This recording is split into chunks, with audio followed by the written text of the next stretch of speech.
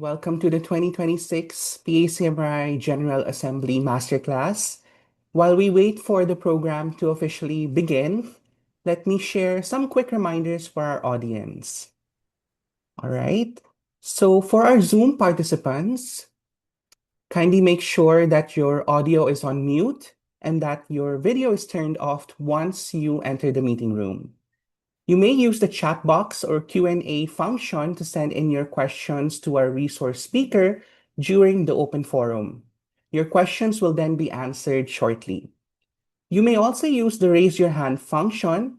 Once acknowledged by the moderator, yours truly, you may unmute yourself, provide a quick intro, and then ask your question. A participant is entitled to asking one relevant question. You are all expected to stay inside the Zoom room until the group photo op. And for PACMRI members, you are expected to stay after the talk for the General Assembly and elections. Thank you, and we'll begin in just a moment. In the meantime, please watch the PACMRI informational video prepared by our Director for Information and Linkages, Alison Atis. This is PACMRI, an organization of, for, and by scholars of Philippine and Filipino communication and media.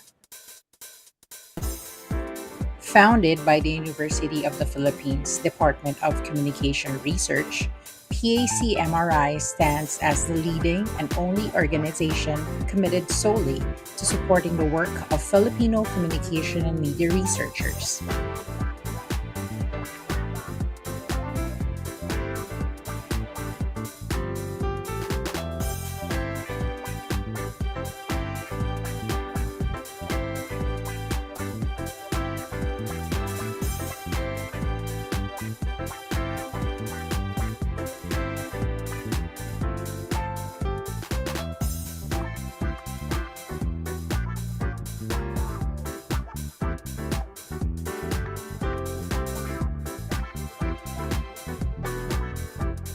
At PACMRI, we envision a knowledge-based society fostered by a community of scholars that values, uses, and innovates communication and media research for the Philippines and the Filipinos. Our mission is clear: to advance knowledge about communication and media phenomena that involve the Philippines and the Filipinos. We aim to promote the systematic study of developments, changes, and challenges in Philippine communication and media, to lead the dissemination of such academic research, to build a community of communication and media researchers, to enhance the competencies of local communication and media researchers in conducting and disseminating scholarly works, and to facilitate the engagement of communication and media research practitioners and institutions in Philippine society. Since its roots at the 2015 National Communication Research Conference and its launch in 2019, PACMRI has brought scholars together, offering a platform for learning, collaboration, and sharing groundbreaking work.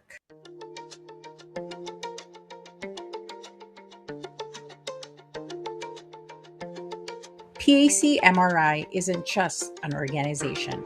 It's a movement that nurtures curiosity, supports innovation, and empowers researchers. Whether you're a seasoned academic or an emerging scholar, PACMRI is here to guide and connect you. Join PACMRI and be part of a community that shapes the future of Philippine communication and media research. Together, we can foster a knowledge-based society where research serves the people.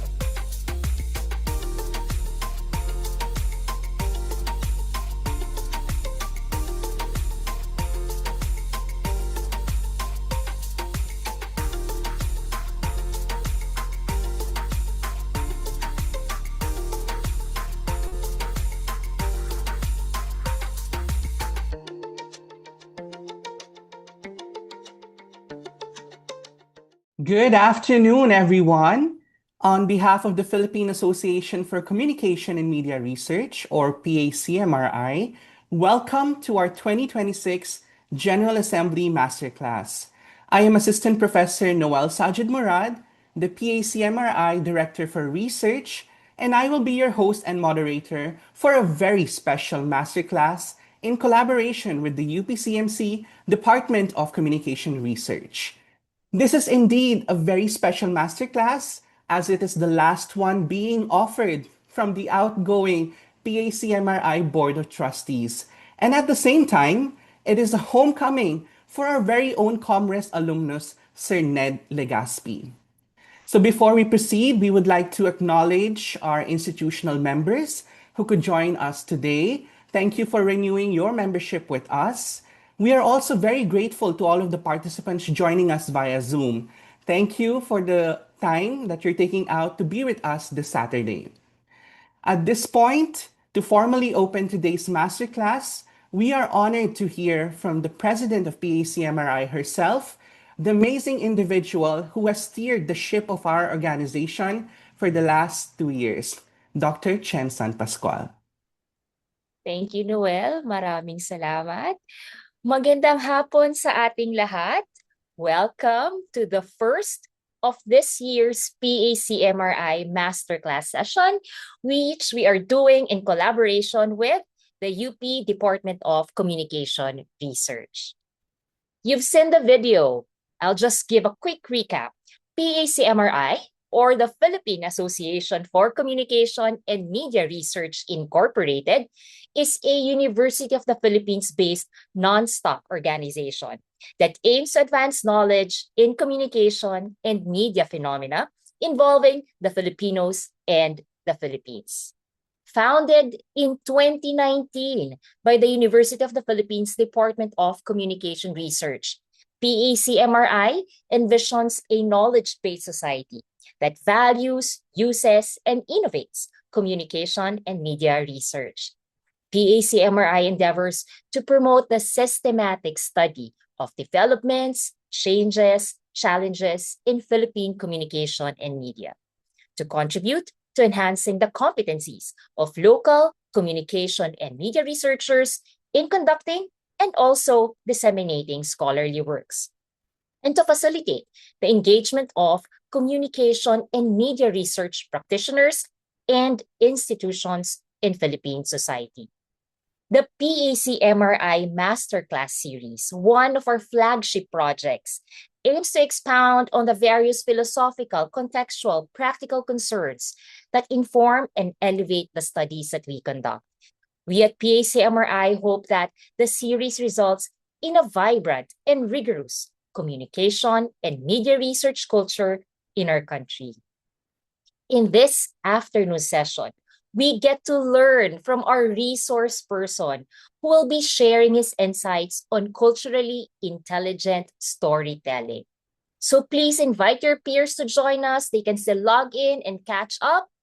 And by the way, I'll plug. Please check the resources page of PACMRI's website for the complete library of all our online masterclass sessions from 2022 up to the present. So go check out www.pacmri.org for all our uploaded masterclass sessions, which are accessible for free, and you are all welcome to view and to share our content. Mabuhay ang pananaliksik at mga mananaliksik ng komunikasyon at media. Let us all have an engaging afternoon. Thanks, Noel. Thank you very much, Dr. Chen. So now let us all proceed to our exciting masterclass. Our valuable speaker is Sir Ned Legaspi, who we more fondly call Sir Ned. So Ned Legaspi has spent 30 years at ABS-CBN, rising to lead content and creatives at the Filipino Channel, or TFC, bringing Filipino stories to diaspora communities worldwide.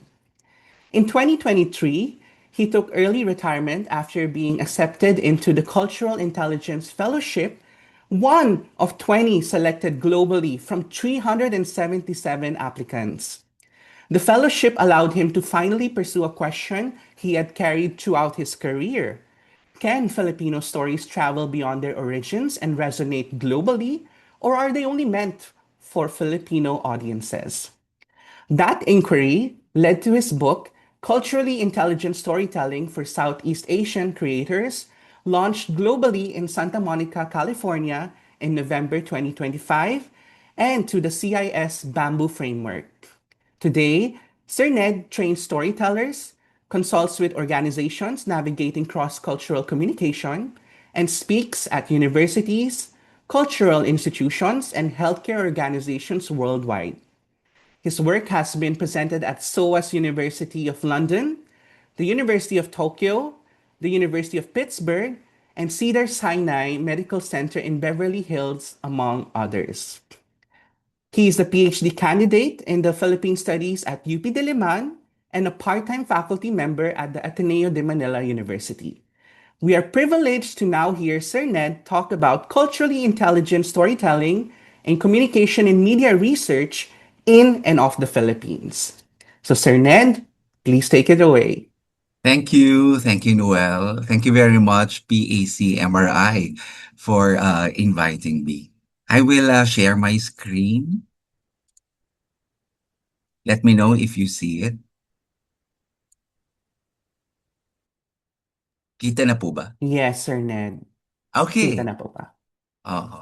Since I will be talking about culturally intelligent storytelling.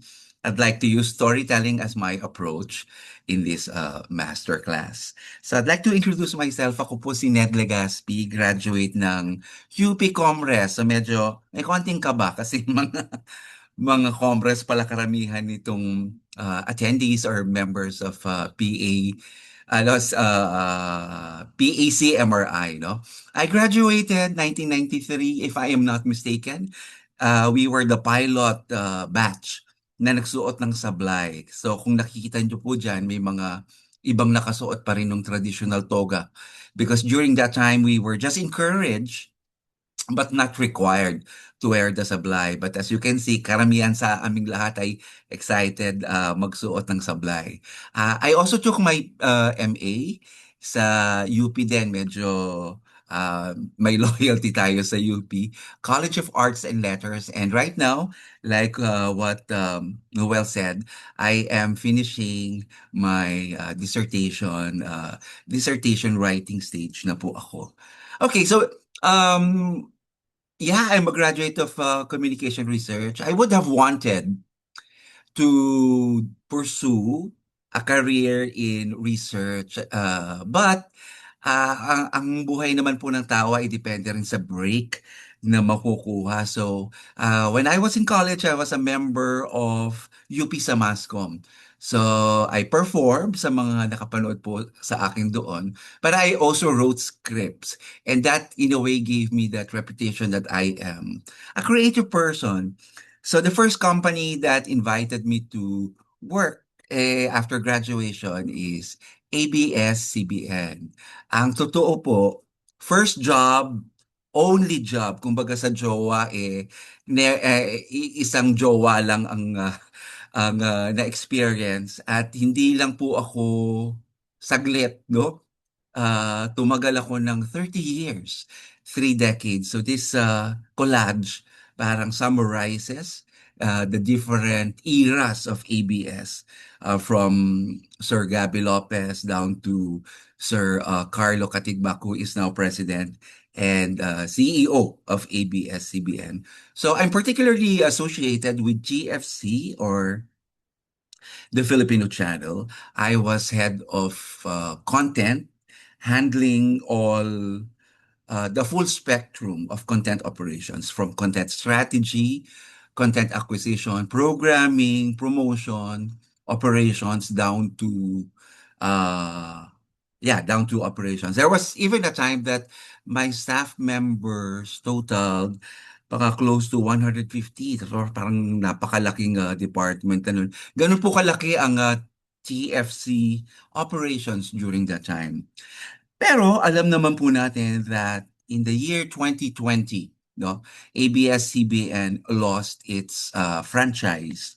And in that 30 years, medyo, you know what, minsan ang success comes into your head. At I mean, ako ay guilty rin po doon because during the heydays of TFC and ABS-CBN, I was the only one who knew everything about global programming in all platforms. So cable, satellite, internet protocol television. Ako lang. But when this franchise happened, nawala yung franchise, nawala rin yung mga channels. So all of a sudden, yung sinasandala ng aking ego, nawala. And it was a very humbling experience. I think not just for me, but also to ABS-CBN. Kasi around that time, hala, what will I do?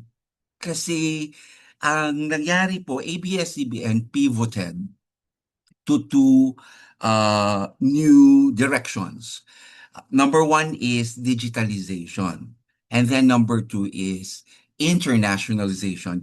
Internationalization is very different from what we do on TFC because on TFC, we focus on the Filipino diaspora market. But internationalization, as we see in this slide, means exporting ABS-CBN content to non-Filipino audiences. So kung titingnan nyo, no, napaka-ambisyoso. Kaya ba talaga? But if you also, well, these are all over the internet, no? If you look at these approaches of ABS-CBN, digitalization and internationalization, siguro you will see a pattern into their strategy. They kind of veer away uh, from platforms that are heavy on government control. So like digital, wala pa kasi pong batas on digitalization. And when you do global or international, you don't deal with the Philippine government. I guess ABS-CBN as a company got traumatized with the 2020 franchise loss. And hindi naman natin sila masisi kung ganito na yung magiging direction nila. But okay, so this is the direction now of ABS-CBN, and like what I told you, in my 30 years, I focus mostly on the analog, no? Medyo matigas din ang ulo ko nun. Nahihirapan ako mag-transition to digital. And then at the same time, on the internationalization aspirations of ABS-CBN, I also was very insecure because I was entertaining a lot of questions. Questions like, kaya ba talaga? Kaya ba talaga? Because in my years of TFC, I saw a lot of content and investments from ABS-CBN exporting or bringing all of these movies. Pero ang nanonood lang naman po ay Filipino diaspora. In the PR, we hear that so-and-so film is an international hit or was an international hit in North America, in the Middle East. But really, when you look at the data, sino ho bang nanood talaga ng mga shows na ito or mga films na ito? These are Filipino. So, as head of content, I also had that questions. Siguro din insecurity that I was head of global content, pero I don't know how to make ABS-CBN content appeal to audiences worldwide. So, gaya po na nasasabi ko sa inyo, 30 years ako, but in 2023 was the nagging existential question because I reached my 30 years in ABS-CBN. Hindi naman siguro may iwasan yon. Siguro kahit yata sa academe, no? Pag ganun ka nakatagal, you will really ask, do I want to stay? Or do I want to, pursue other interests? Siyempre, nandiyan din po yung interest ko. Like, during that time, I already started my PhD sa UP. Gusto ko rin kasing matapos yung aking PhD. At the same time, I also want to go into business, doing content also. So 2023 was also that, kumbaga, landmark year for me because my mind and my heart decided this is the time to leave ABS. And that year, something happened. No, I got accepted in a program called CQ Fellows or Cultural Intelligence fellows of the this is a US based cultural US based organization based in originally San Diego, now in Michigan, and it focuses on cultural intelligence. So, parang ano ba yung cultural intelligence o CQ? So, my first exposure to CQ was in 2018 when I read this book written by a social scientist named Dr. David Livermore. We know about CQ, EQ, pero what is this EQ? So in 2023 December, I took early retirement. Pinost ko po muna yung aking PhD and I focused on the CQ fellowship. Because this one, this is personally handled by Dr. David Livermore. It's not a regular offering. In this lifetime, there will only be 100 CQ fellows chosen from all over the world. Of course, you have to apply, pero parang napakahirap makapasok kasi like in my batch, 377 applied, they only accepted 20. And what you see on your screen is my cohort. This is the 2024 cohort. The requirement of CQ fellows or fellowship is a uh, proof that you are a thought leader because you have to apply the cultural intelligence framework or theory to a particular domain. So yung iba po ay CQ and education, CQ and law, CQ and global leadership.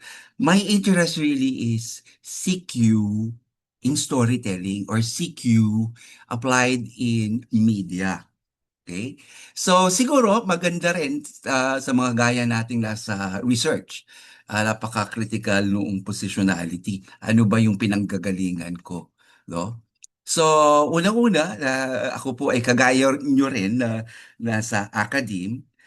Lalo pat ako ay Comres graduate din, no? Hindi ko man siya pinractice in the traditional sense, but the takeaways, learnings, and principles of research, bit-bit ko in my 30 years.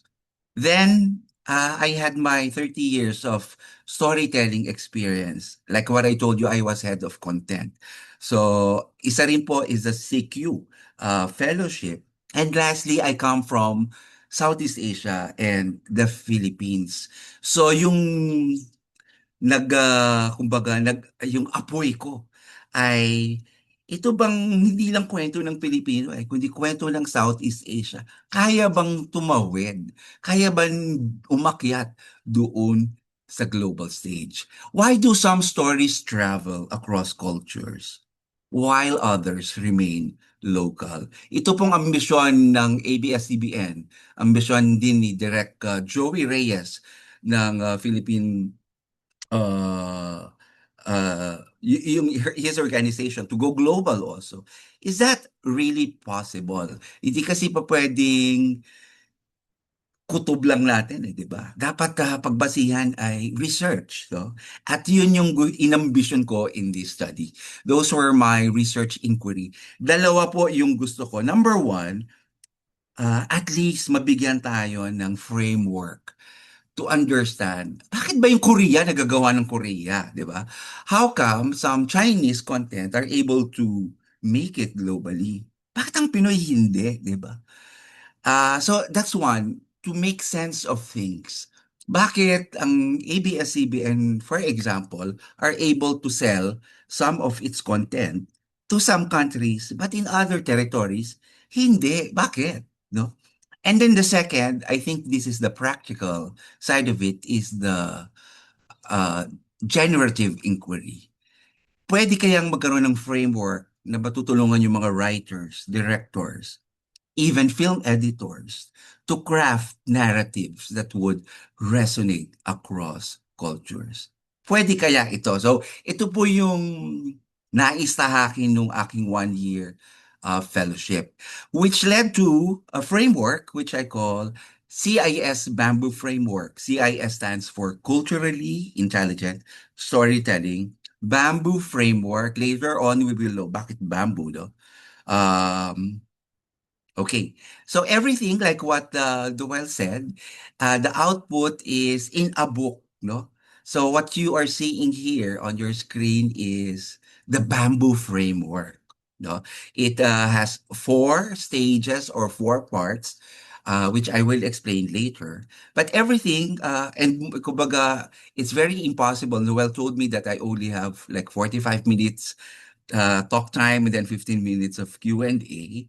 So it's very difficult because the book is 352 pages. So this, to manage expectations, this talk is not a download, but really more of an overview kung saan itong framework na to and what it can do for you as communication and media researchers. So this was launched in Santa Monica, California. They were the ones who invited me to launch it there because they found the Cultural Intelligence Center found the application of CQ theory sophisticated, and also for them it's landmark because it's the first time that cultural intelligence is being applied in the creative industries. I also did a US tour. And as you can see here, our mga konsulado natin and ambassadors. I even went to, meron din si Ambassador Locsin of UK. Okay. What I'm presenting to you has also been presented in universities abroad. No? So I think this is also the first time that I'm presenting it in an organization like PAC MRI. Okay. I won't delve into this, pero syempre, kailangan kasing in research, di ba? Kailangan i-substantiate ng mga teorya, kundi naman mga conceptual scaffolding, no? So, what I'm presenting is a framework that is not based on just one, but many frameworks. Kumbaga, it synthesizes theories, concepts, frameworks coming from cultural intelligence, cultural theory, cultural anthropology, intercultural communication, and media studies also to understand those two-pronged research inquiry I stated a while ago. Okay, ang haba ng intro ko, but let's now go to CQ. Okay, my framework is an application of CQ. So in these slides, please bear with me because it will be very difficult to explain the framework without the basic or essential CQ foundations. Ano ho ba itong CQ? We all know about CQ, Intelligent Quotient. 1995, lumabas po yung EQ or Emotional Quotient. Year 2000 was the year when CQ was parang coined and officially kumbaga formed. Siguro you're asking, bakit CQ hindi CI? Kasi Cultural Intelligence. Well, the complete name is Cultural Intelligence Quotient. Pero kagaya ng EQ, tinatawag lang po itong EQ. Quotient because it's measurable. Kumbaga, there is a test. Right now, it's online, 10 to 15 minutes of your precious time, and uh, the the results will show you your cultural intelligence in four aspects. Your CQ motivation or CQ drive, the level of your understanding, kasi marami nag-aakala, ano ba yan? Cultural awareness ba yan? No, malalim ito as we will see later on. Your CQ knowledge, thinking about your thinking is the CQ strategy. And CQ action is the behavioral. So, kumbaga, it measures many things, motivational, the cognitive, the metacognitive, and at the same time, the behavioral aspects of your cultural intelligence.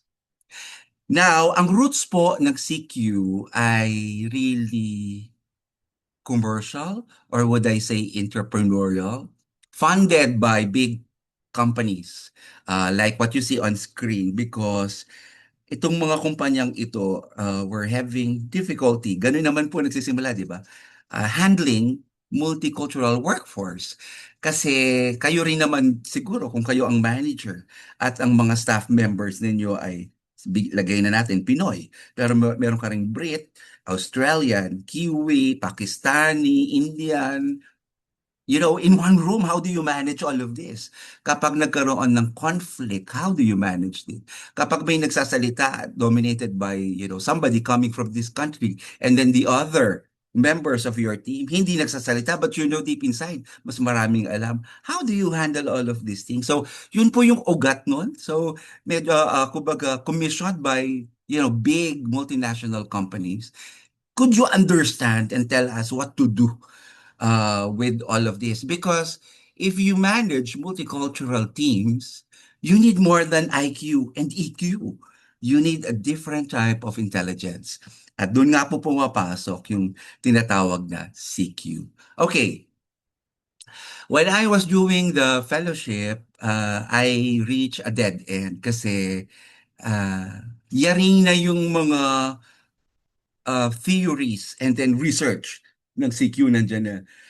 Pero how do I translate it in a framework? Kasi when you explain this to like a writer, lulubog sila kapag ano lang concepts lang yung because writers are so used to working with concepts and words, not with kumbaga framework na katulad sa atin sa academe, but kayang-kaya natin eh. But sila hindi they need something to hold on to.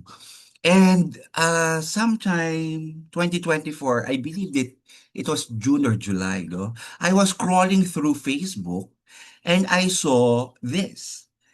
Ang mga Pilipino they were filming themselves bago pumasok ng sine, habang nanonood ng sine, at habang umiiyak sila hanggang sa makalabas sila ng sine.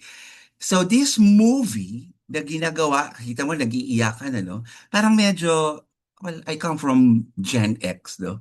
At yung generation ko, hindi naman po sa lahat, ano?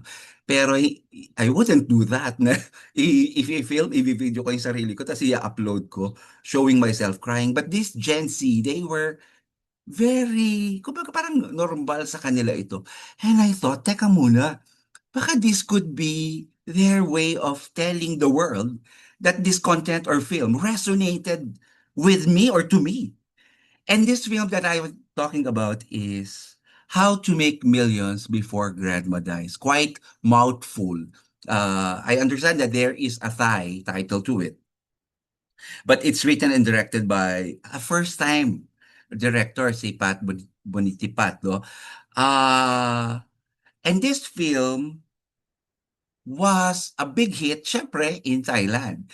But it was also a big hit in Singapore, Indonesia, Malaysia, Philippines, of course, Myanmar, and even China.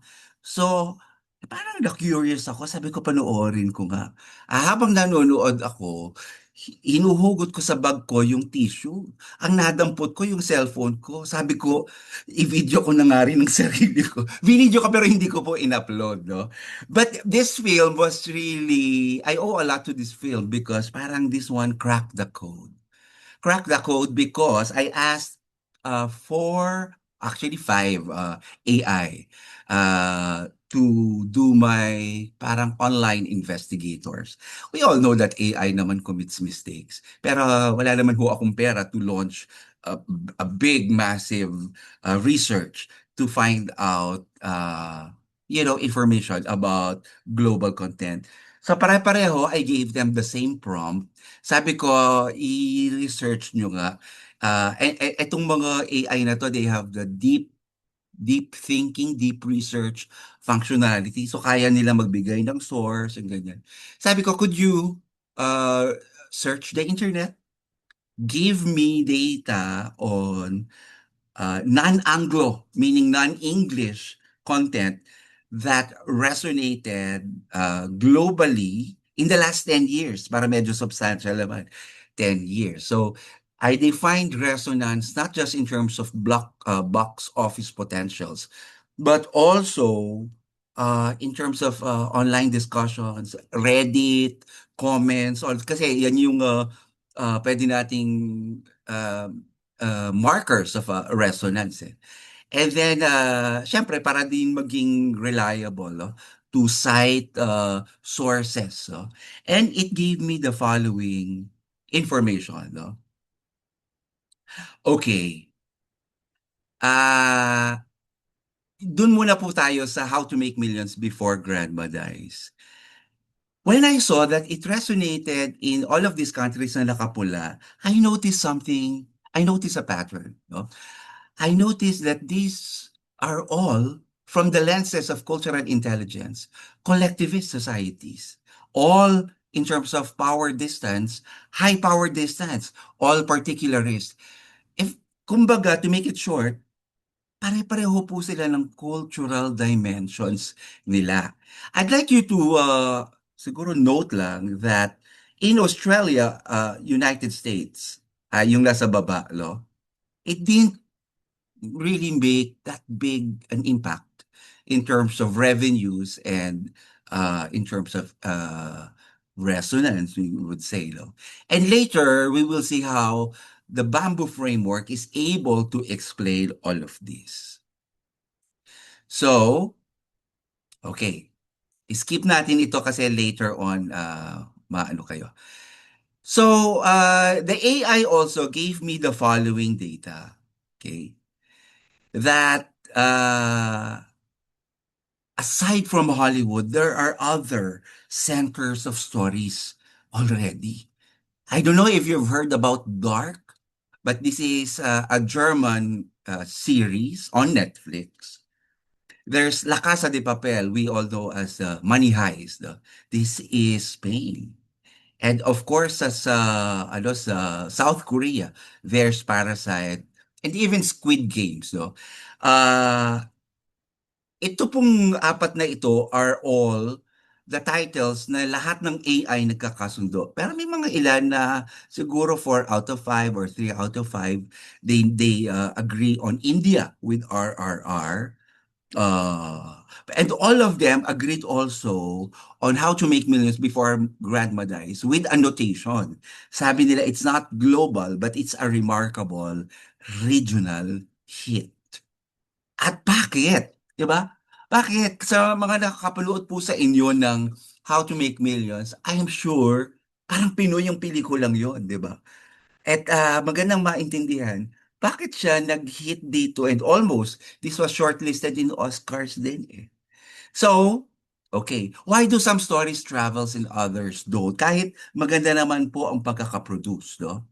And this is the, kumbaga, hypothesis or kumbaga, argument of the book that a story functions effectively when it aligns with what audiences are culturally prepared to hear. Tandaan niyo po yan, what they are culturally prepared to hear. And to decode that, we need to talk about what in CQ calls as the 10 cultural value dimensions. For those of you na exposed sa intercultural theory, familiar siguro yung ilang terms sa inyo dito because they come from Hofstede or Hofstede. Iba-iba yung pag-pronounce kasi ng apelido niya eh. Kay Trompenars, and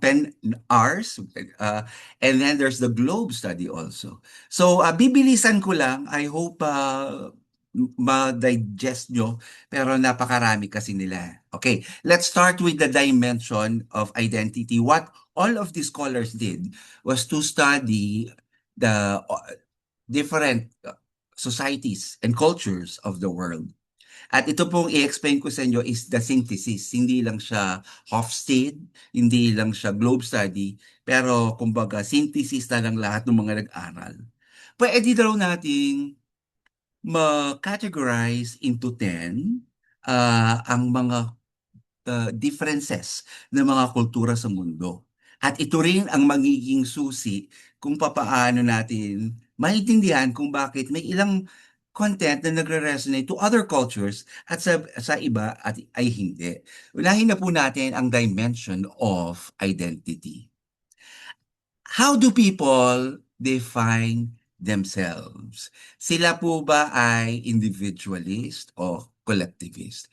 Explain ko po ito sa pamamagitan ng, well, tinatawag nilang bipolar continua, meaning hindi siya either or, no? Pwede kasing nasa middle ka. Pwedeng more leaning to individualist, but you are also a collectivist. Pero para maunawaan po natin ito, while I was in the US, I was invited by Cedars-Sinai Medical Hospital, which, well, they claim they are the number one hospital in California, the number two hospital all over the US. And then the head wanted me to deliver a talk. Ganun pala sa Amerika, meron sila tinatawag na CE credits or continuing education credits, which they will have to earn X number, which is a requirement for their contract renewal. No? So, they wanted me particularly kasi CQ fellow ako and at the same time, Filipino. Alam niyo naman po sa ibang bansa, di ba? Parang tayo ang number one mga nag-export ng mga nurses or health workers. So, merong conflict or tension between the Filipino and non-Filipino health workers, particularly in terms of what they call as the Filipino mafia.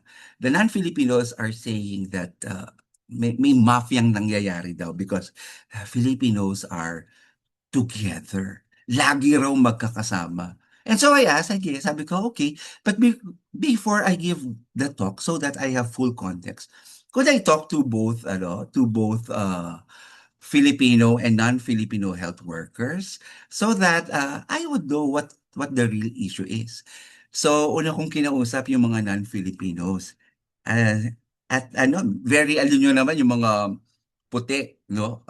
Very assertive, very direct. So sabi niya gano'n na, I don't understand this Filipino nurses. They always eat together. Why can't they eat alone? I asked them, could you join me for lunch? And they would say, oh, you go ahead. I will wait for my kababayan. And then sabi pa niya, this is the funny part. I also don't understand. These women, these Filipinas, when they go to the toilet, they always go to the toilet together. What is that? Synchronized urination? So it's funny, no? Nakakatawa siya. And then when I talked with the Filipino health workers, diba? Siyempre, very defensive. Ano na naman sinasabi ng mga puting yan? Filipino mafia na naman. Sabi raw po sabay-sabay kayong kumain. Ay, bakit naman hindi sabay-sabay kakain? Napakalungkot kayang kumain mag-isa, ba't ikaw kakain ka mag-isa? Ako, hindi po. Hindi, kasi Pilipino tayo. So, see, in that conversation alone, you see how Filipino nurses looks at their identity. It's very collectivist. Ayaw kumain mag-isa, whereas a white American, it's okay na kumain mag-isa. As a matter of fact, very Western kasi itong CQ Kung gagamitin natin ang theory, mga Filipino theories to explain it, di ba? Maraming mga scholars na nagsabi na, ako at ikaw ay iisa sapagkat tayong dalawa ay isang word, kapwa. Di ba? Kaya meron tayong notions of pakikipagkapwa. The concepts of pakiki, wala man lang pakikiramdam. Di ba? Meron tayong mga ganyang concepts. These are all manifestations of a collectivist society na ultimo nga sa pagpili ng course, 'di ba? Hindi naman individualist decision siya, 'di ba? Ano bang gusto ni Papang course ko? O kaya even sa pagpili ng jowa, o ayaw ng tita mo yung girlfriend mo, mag-isip-isip ka. So see, maraming kumbaga collective orientation. So, kung titingnan natin, according to the research of CQ, a collectivist culture, una yung group harmony. As a matter of fact, many scholars, including Filipino scholars, are already debunking. Inaano na nila yung Maslow's hierarchy of needs. Sinasabi nila na hindi yan totoo sa Pilipinas. Kasi collectivist kami. Ang ultimate yung sa pyramid na yan, yung tuktok namin, is not actualization. Because that's only applicable to individualist societies, kagaya ng Amerika, which is true, no? Because even in Chinese literature, it is the community that is more important. Saudi Arabia is an example of a collective society. Ganun din ang Japan. China is very collectivist. At ang India, isama na po natin ang Southeast Asia at Philippines. Whereas ang individualist cultures naman would be US.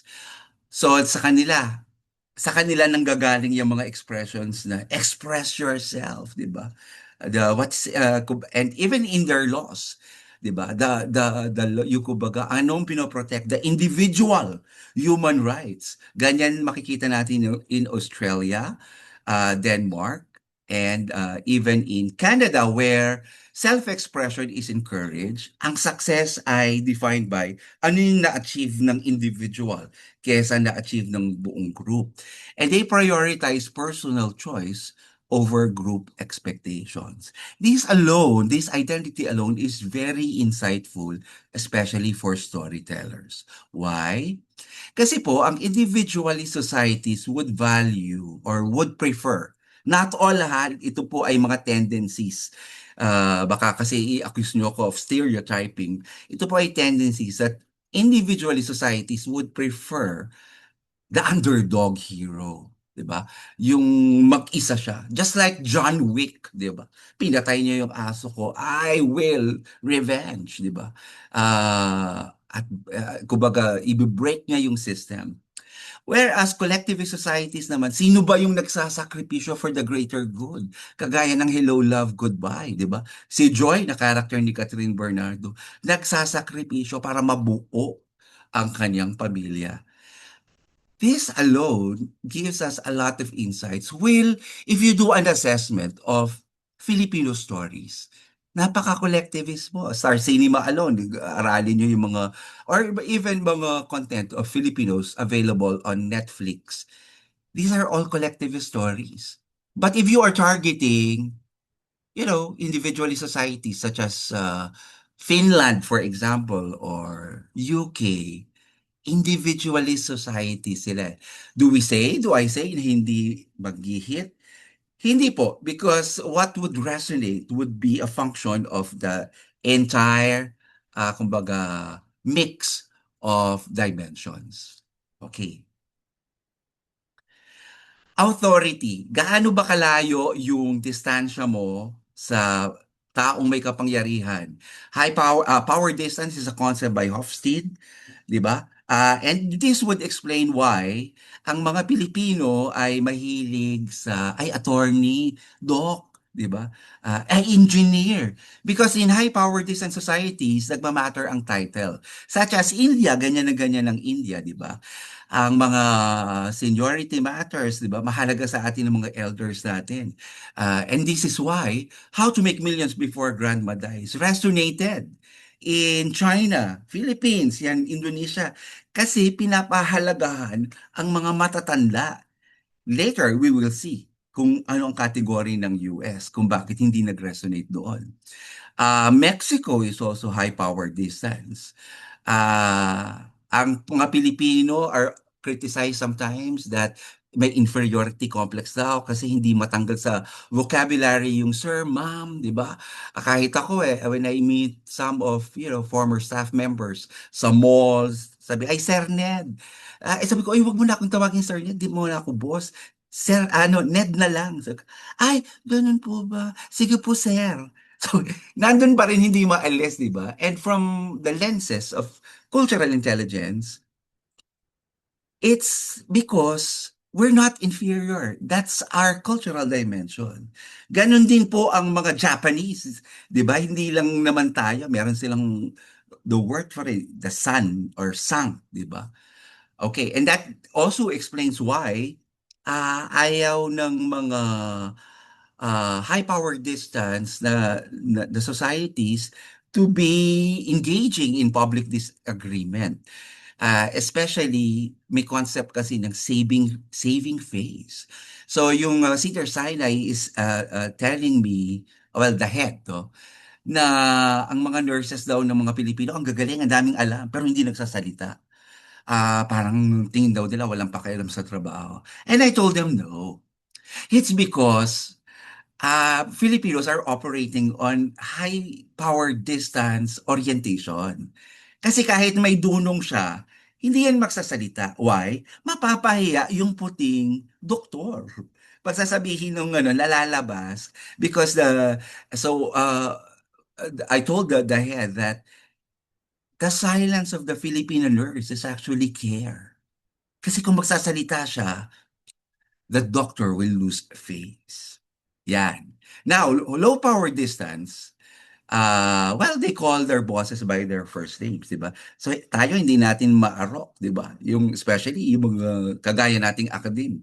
Pag na-earn na yung PhD, doc, ganyan. Magugulat pag simpleng Noel or di ba? But when we watch American movies, di ba, we hear yung boss nila, Joe, I disagree with that. Parang, tayo, ang bastos naman, wala man lang, sir. Because in their societies, hindi naman tinitingnan ang power that high. Kaya nga sila low power distance. They look at power as something that can be challenged, and it is also something na pwede kang mag-disagree. For them, that authority, wala doon sa title, but it is something that you earn. Okay? That leaders are facilitators, hindi sila mga commander. So these countries that you see, yan yung mga low power distance societies. So, kagaya ng money heist, di ba? They like it pag ang challenge, ang authority ay china-challenge. But a lot of Southeast Asians resonated with how to make millions because it's the dutiful, di ba? Respectful character, di ba? Protecting the elders, respecting the leaders, mga ganyan. Okay, risk.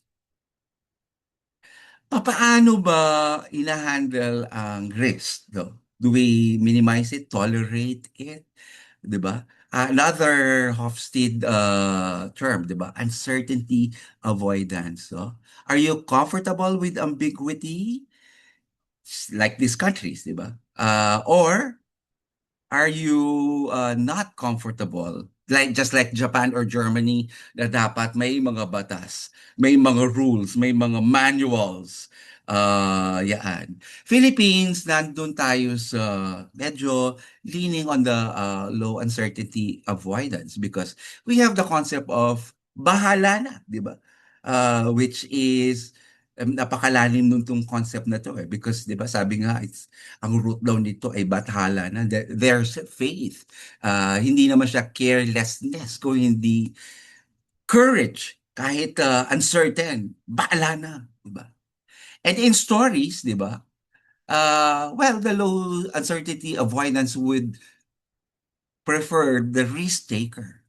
Pero sa mga high uncertainty avoidance, they would value, of course, yung mga planners.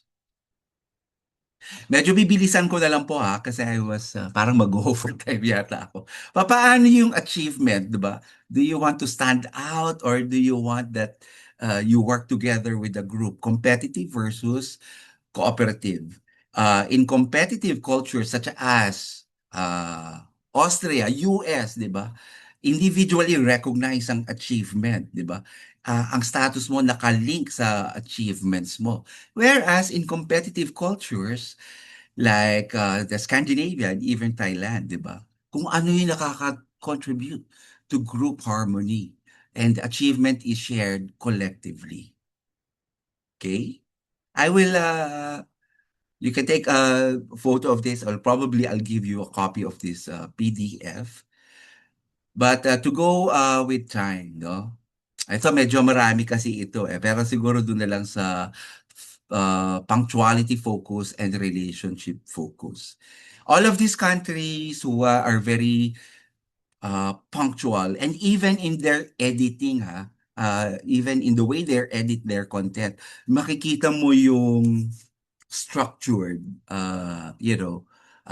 metered approach to editing because editing is a function of video editing, I mean, function of time orientation Hindi po katulad ng mga bansang ito at isama natin ng Pilipinas, napaka-focused on relationship. To us, it's okay if meetings don't start on time. Kung wala pa si sir o si ma'am, okay lang kaysa kasi sasama ang loob niya.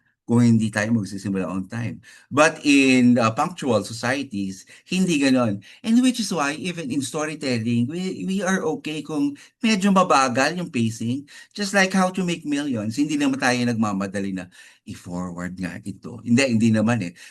We are culturally prepared for that kind of rhythm, that kind of time orientation. Okay? Itong communication, tayo pong lahat ay communication majors, no? But I'm talking about here, itong direct or indirect. Edward Hall from Anthropology, meron siyang concept of low context and high context communication. Pero mag-focus na lang po ako sa direct and indirect, no? Of course, very self-explanatory, pero napakalalim nito in terms of storytelling. Okay. Kasi sa indirect, okay sa atin kahit walang lines. Yung tinatawag ng ABS-CBN na mata-mata School of Acting. Sa atin, wow, galit, di ba? Kahit sa ibang ano naman, di ba? Darating yung anak sa bahay. Ma, nandito na po ako. Hindi magsasalita yung nanay. Nasisensa ng anak, galit yata si mami. Ma, galit ka ba? Hindi. Pero nagagayat ang sibuyas, ang lalim ng paggaya, tak, tak, tak, tak, tak, tak. Alam na nung bata, ay galit si mommy. Pero in words, hindi. And when you expose that scene to a direct communication culture, iti-take nila, hindi na, sabi niya, hindi. Literally. And this is where I think malaking epekto nito in storytelling. Uh, in February, I guested in a podcast hosted by an Australian podcaster. And we were talking about my framework at yung How to Make Millions. And she was telling me that, oh, come on, say it! Say it!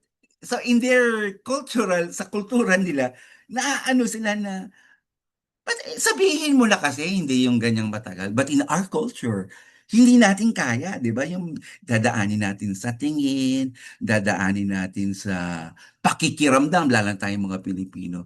And this is also, I think, one where our storytellers should really think about.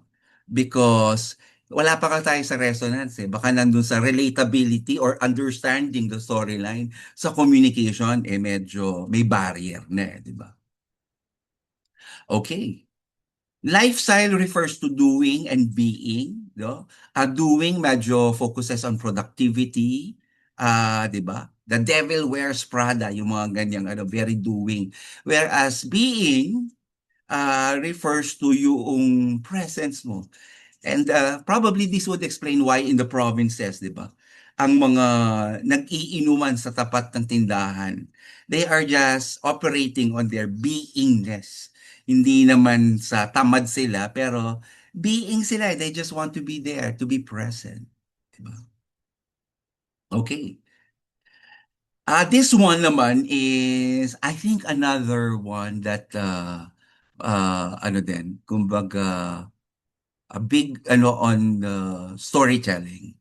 Kasi this refers to how we approach rules. Are we universalist? Sa atin ba ang batas ay batas? O sa atin ang batas ay depende kung sino ang nakaupo or pwedeng pakiusapan? Because in universalist societies such as New Zealand, Germany, di ba? Netherlands, di ba? Rules are rules. The scholar Tropenauer, so his question is, kapag ba nakasakay ka sa kotse at nakasagasa yung kaibigan mong nagda-drive, will you tell the court na your friend was just driving 40 kilometers per hour just to save your friend? That was the exact question. And this country said, kahit kamag-anak ko pa siya, rules are rules. And therefore, I will admit that he was traveling so fast, nasagasaan niya tuloy yung tao. Whereas, tignan niyo po ito, itong mga bansang ito like China, India, Brazil, Russia, and including the Philippines, sabi nila, they would lie just to save their friend. Because in these societies, rules can be adjusted depending on the context. Relationships for them are more important in the decision making. Dito na kapag ang kwento mo or stories mo are very particularist, magre-react violently, possibly ang universalist cultures, di ba? Okay, another one is expressiveness. Well, quite explanatory. Affective versus neutral. These are all the affective cultures. Philippines is part of very affective kasi 'di ba, magkwentuhan tayo, napakaingay natin. Kung tumawa tayo, parang wala nang bukas. Whereas countries like Japan, China, these are all neutral cultures. So, hindi gaanong ini-express yung kanilang damdamin. And then the last dimension is the social norm. Tight ba or loose, di ba? Saudi Arabia, we know, is very tight. Even Japan is very tight. Whereas Brazil, Thailand, Netherlands, or even US, very loose cultures, di ba? Hindi tight, di ba? Mapagmahal sa kalayaan. Okay. So yan po yung pinaka-basic cultural dimensions. Now, I'd like to introduce another one. This will just be quick. Cultural intelligence also divides the world into 10, what they call as the 10 cultural clusters. In TFC or ABS-CBN Global, we were told to divide the world into 3 super regions. Yung nakikita po natin on the extreme left, the orange, ay tinatawag na NOLA, North and Latin America region. In green is EMEA, Europe, Middle East, and Africa. At yung blue, yung tinatawag na ASPAC, Asia and Pacific Islands. Okay. Okay naman po yung ganitong division, but these are very operational kasi parang you divide the world according to time zone, very madali nga namang i-manage. But if you're a storyteller, cultural intelligence or CQ offers us a different way of looking at the world. And this is what they call as the cultural clusters. Ito pong mga pinaliwanag ko sa inyo about individualism, power distance, high uncertainty at avoidance is telling us one thing, that cultures don't, wala lang silang dimensions, but they also cluster. Similar sila. So if you look at this slide, Australia, Canada, New Zealand, UK, US, isama na po natin ang white South Africa and even portions of Singapore. These are, according to CQ, is the Anglo cluster because they are high individualist, low power distance, low uncertainty avoidance, etc. Yan yung kanilang placement or location in the bipolar continua or spectrum. No? Okay, that's one. Another one is the Nordic cluster, which, well, we call this Scandinavia, pero Nordic cluster tawag ang definition ng ano. And these are individualist societies, low power distance, etc., etc. Okay, Germanic cluster, another one. Eastern Europe is lumped together with East Asia because according to research, halos pareho daw sila ng dimensions, cultural value dimensions, no? Latin Europe would include the French Belgium part. France is Israel, okay, though part of Middle East. Is grouped with Latin Europe, Italy, Portugal, Spain, Switzerland, the French-speaking Switzerland, okay? And then there's a Latin America, at ito yung kanila. Very similar to Latin European, but not entirely. Ito na po mapasok yung mga mahilig po sa Korean novela, no? These are the Confucian Asian, China, Hong Kong, Japan, Singapore, South Korea, Taiwan, who are high collectivist, high power distance, moderate to high uncertainty avoidance, etc. Okay? Dito po kasama ang Philippines. Medyo, well, ako medyo kino-question ko rin to kasi parang ang laki naman. But, well, ito po yung lumabas sa research ng cultural intelligence. Na pare-pareho lang tayo ng India, kahit Pakistan is also part of this. We are all collectivist, high power distance, cooperative, particularist cultures. And then the Sub-Saharan African cluster. Okay? The Arab, which is, I think, the last. Okay.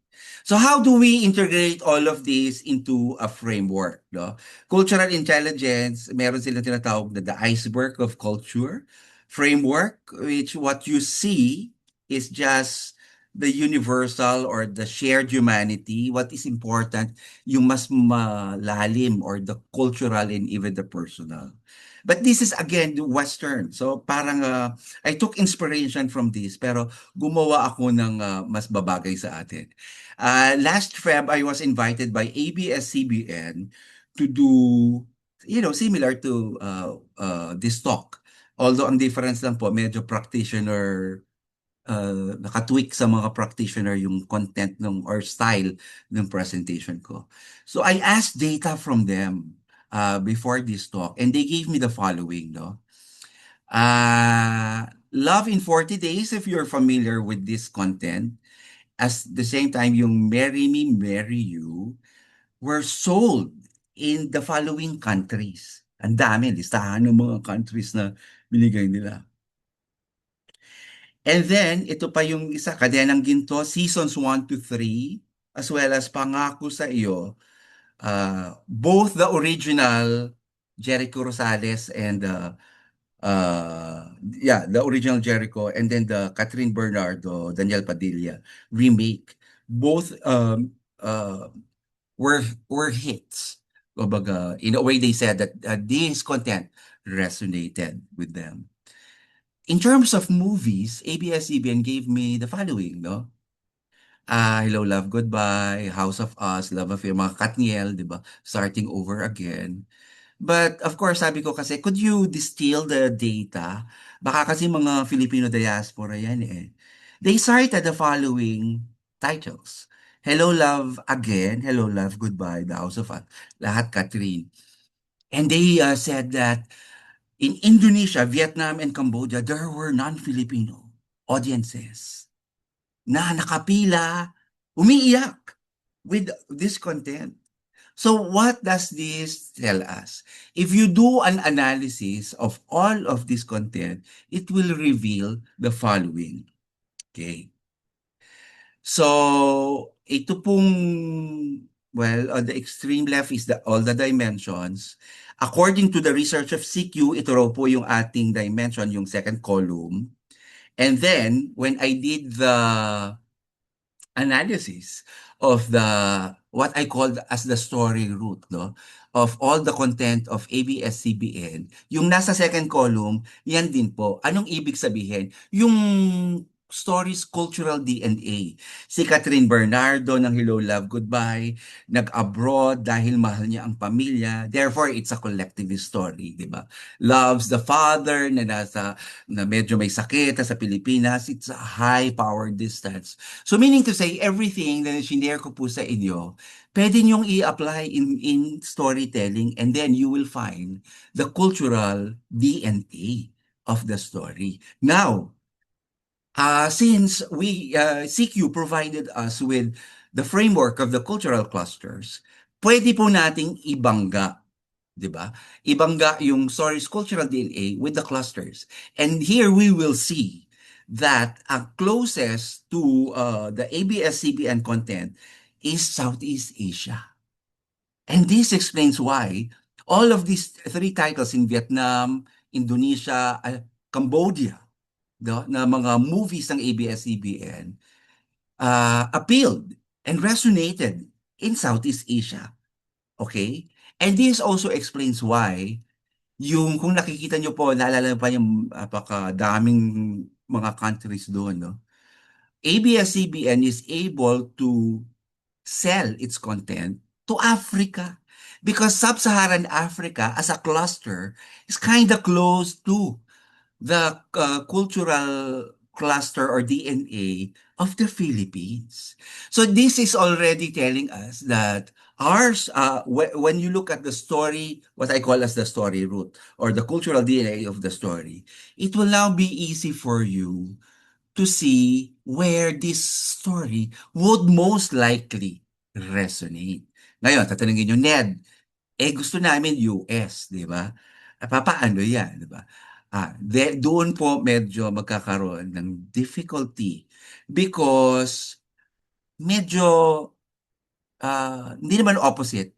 Medyo hindi talaga magtugma yung ating cultural dimension. Though we are very Americanized na nga, 'di ba? Pero yung lalim ng ating dimensions, hindi natin maano yung Anglo eh. And does that mean wala ng pag-asa? Meron po. Kasi just like the experience of how to make millions, it is telling us that you need to go local first, then regional, and then because of that, you might hit the Anglo cluster, just like what happened to the other case studies of the content. Okay? Now, ito po ang gusto kong i-stress din sa inyo. Resonance is different with acceptance. Okay? All of the things that I shared with you, the different cultural dimensions, such as identity, authority, race, these are all horizontal. Kumbaga, wala namang hierarchy dyan eh. It could be that your story would resonate to a different culture. Sabihin mong Muslim, di ba? Kasi Muslim culture such as Saudi Arabia, very collectivist, high power designs, pareho din natin. So, yung kwento natin. But, cultural intelligence also has what it calls as vertical diversity. So, itong resonance po na nakikita nyo dyan, that's horizontal diversity. Cultural intelligence also introduces a different concept which is vertical diversity. Dito na po pumapasok ang race, gender, age, religion, class, di ba? Power. So like for example, ABS-CBN has many of that kind of experience na ang ganda-ganda ng kwento nila. Pero sasabihin sa kanila nung mga third-party buyers that we like your story, we really like it. But your main character always prays to Jesus Christ. But we're Muslim. So see, it resonates, pero hindi siya na-accept because merong mga identity markers or factors na nag-gatekeep. ABS-CBN, alam naman natin, di ba? Si Vice Ganda is one of their lead, di ba? But there are societies na medyo hindi pa culturally open to LGBTQA+. So, sasabihin nila, we like it, it's so funny. However, there's a gay character in the story. Sorry. Gaganon, yung mga mangyayaring ganyan. Or, and this is the sad part, no? Meron din kasi na it's a it's not how do I phrase it na hindi naman talaga siya racial but hindi lang sila into it. What I mean is, yeah, the story is good, but I'm just not to Filipino content. Parang ganito po, no? Mag-post ako sa inyo ng sample. Kapag po ba may kwento at sabihin nating love story, napakaganda ng kwento, parang kakagatin ninyo. Pero yung bida nila ay mga black. Almost yung kulay nila ay uling black na ang tanaw na kitang-kita nyo ay yung puti ng mata at ngipin at sila ay magli-lips to lips. Kayo po ba ay kikiligin? Di ba?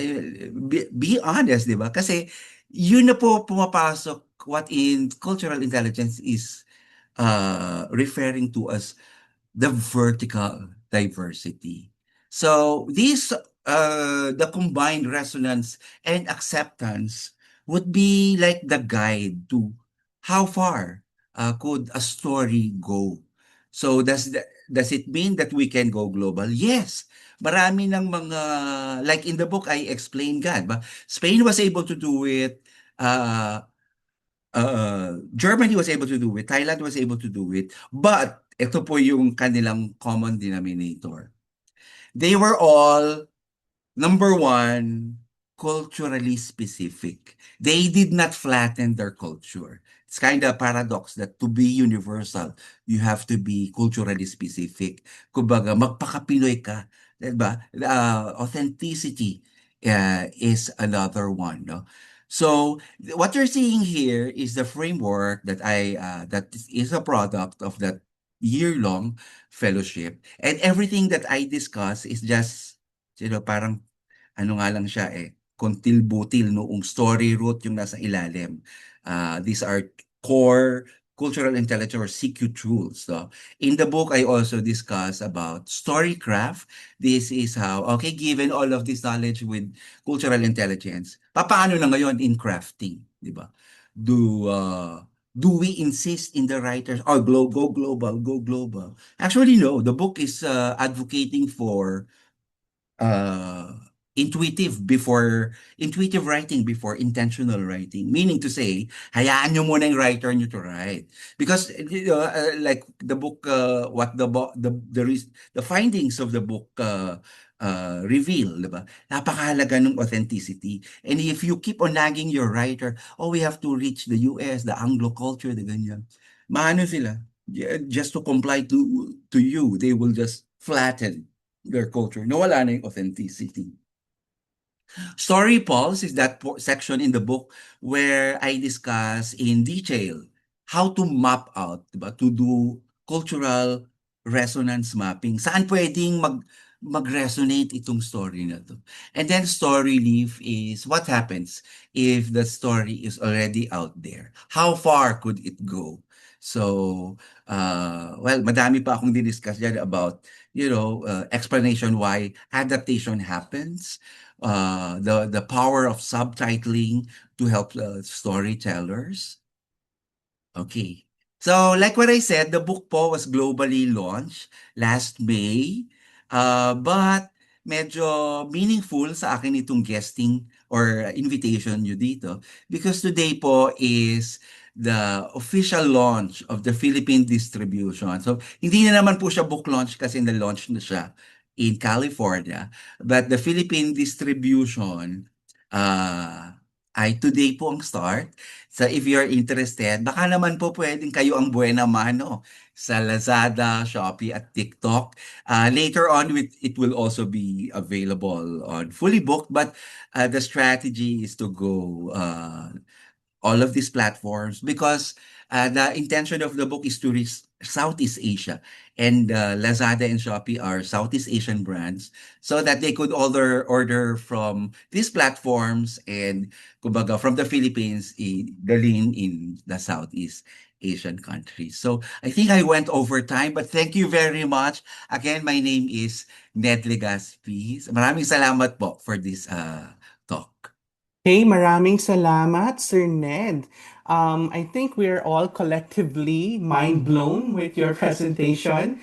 And I think we have a couple of questions that we'd like to have the audience ask, with regards to your CIS bamboo framework. So I think Irish has already raised her hands. Irish, please go ahead, ask your question. Okay. Hi, Ned. Nice to see you, Ned. Ned is my classmate. Yes, So, classmate. yes, congratulations for this. Kasi Thank you. I'm also interested in culture and I could imagine how difficult it is to put everything together, 'di ba? Kasi very very alam mo 'yun, ang hirap kunin yung core niya and you were able to put it together in a sense na parang may pagka-quantitative ka kasi na may categories and then you can put it into practical use. So my question is, how do you imagine it to be applied? Parang, kumbaga, do you measure storytellers in terms of their cultural intelligence? Pwede ba siyang ganon? And will that have an impact on how they do work? Ganon ba siya? Well, number one, CQ is already measurable. So it's good also that, well, if they want, but hindi naman required to take that CQ assessment test. That way they know yung level of their CQ motivation, CQ knowledge, CQ drive, CQ action. But I don't think it's required. Actually, hindi naman sa inaano ko yung yung pinopromote ko yung book. But the book already explains in in terms na maintindihan ng mga writers or yung CQ essentials. The book actually, the part 2 of the book is really more theory but explained in a way na sana maintindihan ng mga creatives. But medyo part 3 of the book, medyo nag-shift siya to manual. Naging 1, 2, 3, 4, 5, kasi it's framework It's guiding them. But I reiterated there naman that these are not checklists, but these are just maps to guide them to do a culturally intelligent storytelling. Normally kasi like in the experience of ABS-CBN, tinuturo sa kanila, oh, think of the audience first when you write the story. No, in the book, it is not saying think of your audience first. Think of your story first. Be loyal to the story. And then after mabuo yung story, dun mo hanapan nung cultural resonance map. Kasi meron yan. Meron at meron. Just like ang bamboo, di ba? Meron at meron siyang uh, aakyatin at kumbaga yung leaf niya hindi natin alam kung hanggang saan mapunta.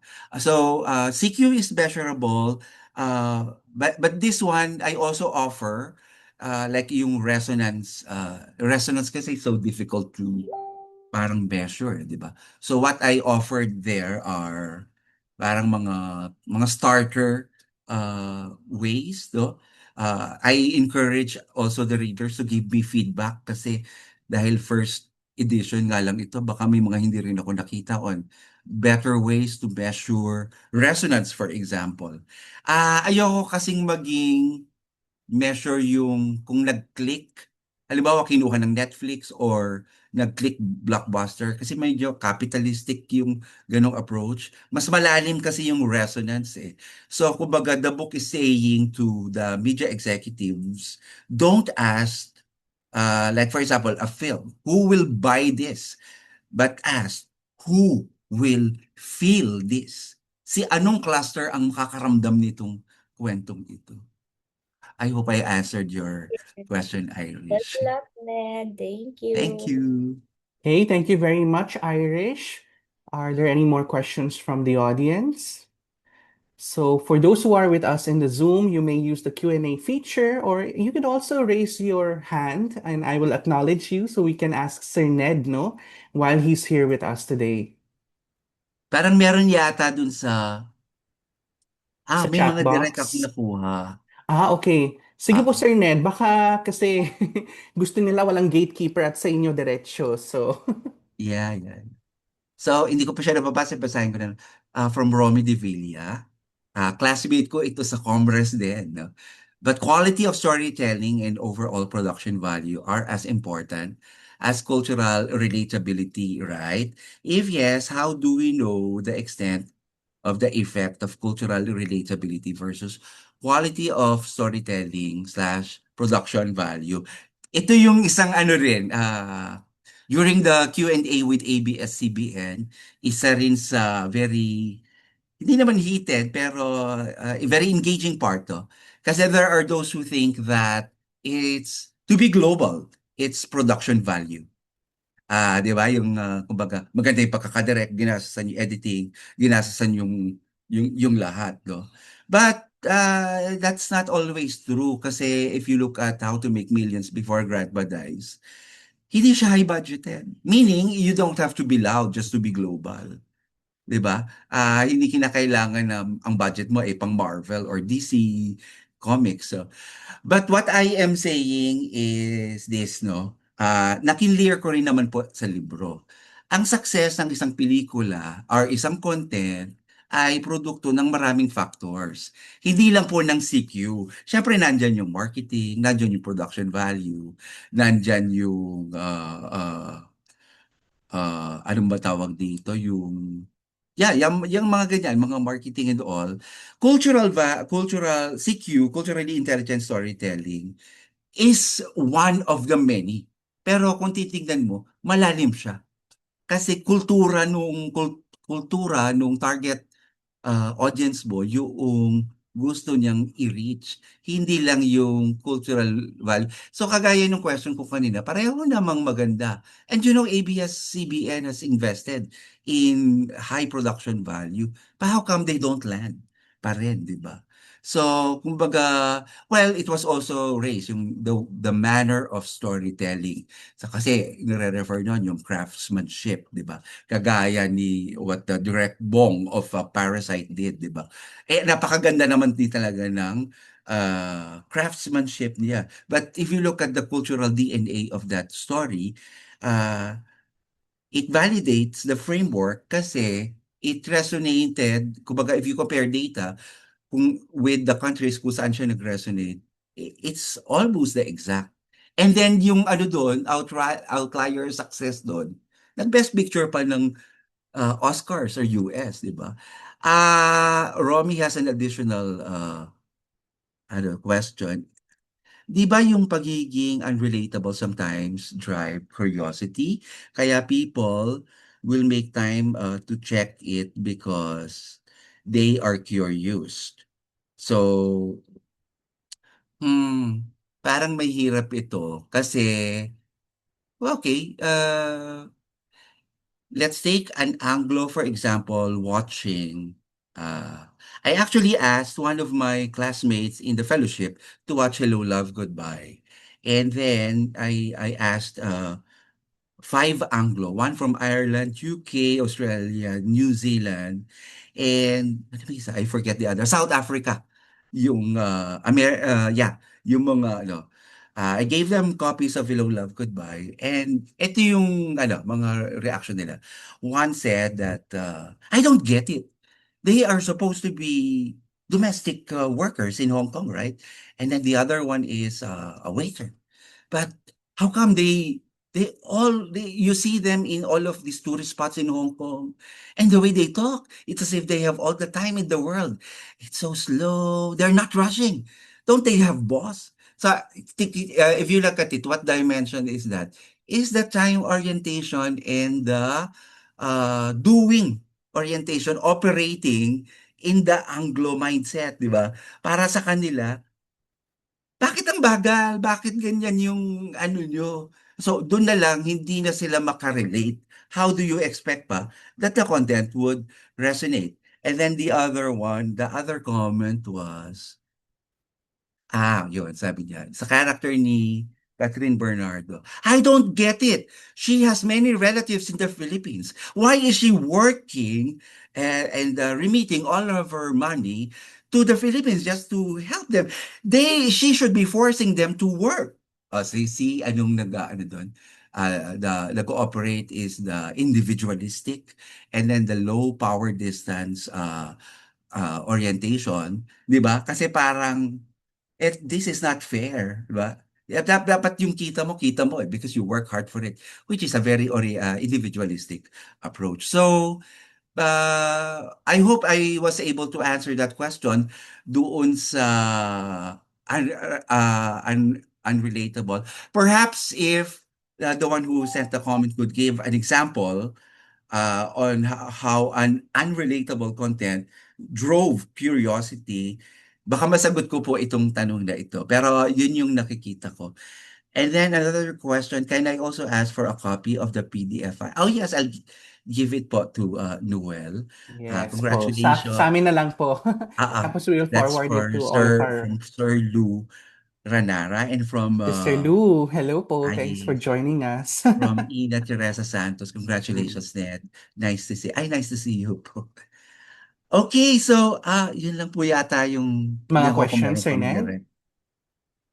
Okay. Yeah, yun lang yata yung Okay. directly for. Sige, I think we can accommodate one more question, Sir Ned. Ito naman sa akin naman as your PhD classmate as well in anthropology, no? So, Sir, in research, meron din at least in communications and media, no, we have what we call textual analysis, yung mga we look at the media text and we analyze them. Meron din tayong mga studies that would probably look at the realm of content production and then also audience reception, yung parang nagustuhan nyo ba? Anong nagustuhan nyo? Ano yung mga hindi nyo nagustuhan, no? So, with your CIS Bamboo framework, no? Like, how does that bridge all of these different areas for research work?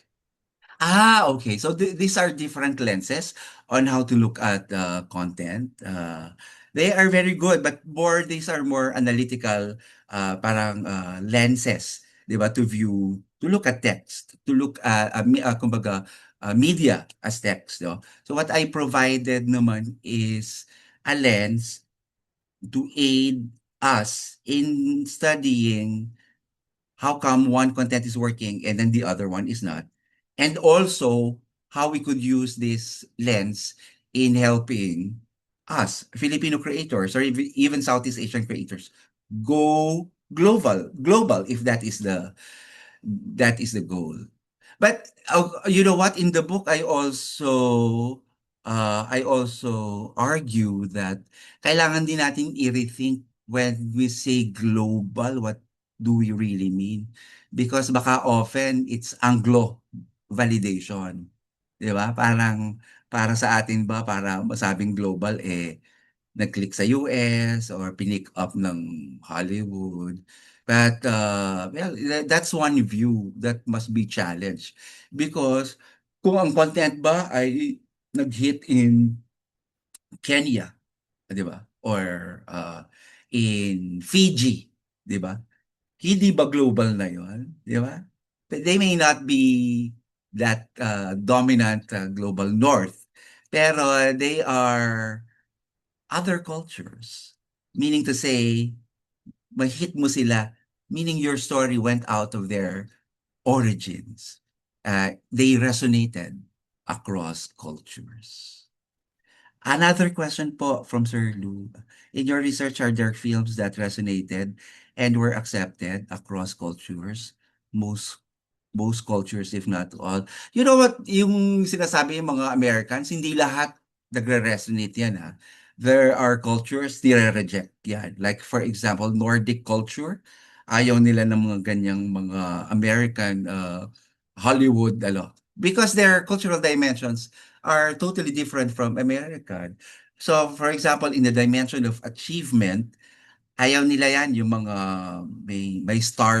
As a matter of fact, walang honor student in the Nordic culture because meron silang Yandis law na you're nothing special. And therefore, dapat ang mga, because socialist din kasi itong mga bansang ito, di ba? Bahay nila pare-pareho ng sizes, tapos yung kanilang school system, walang honor student, walang cum laude dyan. So even in terms of entertainment, though, they don't really welcome content coming from that side of the world, from the US, kasi yung values are not entirely aligned with theirs, though. So what could be, sabi po rito, what could be the factor for their acceptability, if any? Okay. You know, yung on the acceptability, it's really power. They are the ones, like I was telling the Cedar-Sinai Hospital, it's not only the Filipino nurses who should adjust. Dapat yung mga those in power, kasi susunod lang naman yan kung, di ba? They should have that cultural humility to admit na, you know what, I do not know anything. I know you know a lot. Could you talk? O yan, baka that could open up a Filipina to say, ganito po kasi yan, sir. Di ba, ganyan. So, yeah. I Okay. hope nasagot ko po, Sir Lou, yung inyong tanong. Ito from our Director for Memberships, Miss Karen, no? So I think very quickly na lang, Sir Ned, no, in the interest of time, no? What do you think is South Korea doing in its K-drama that is working well with them in making a global approach to their storytelling, which the Philippines can adopt naman po? Okay. Meron din po akong chapter about Korea in the book. Pero to answer that question, well, number one, it took Korea more than 20 years to penetrate the Anglo culture. As a matter of fact, hindi pa nga entirely kasi parang mga maliliit lang yan, di ba? Parasite was really just very recent. So to say that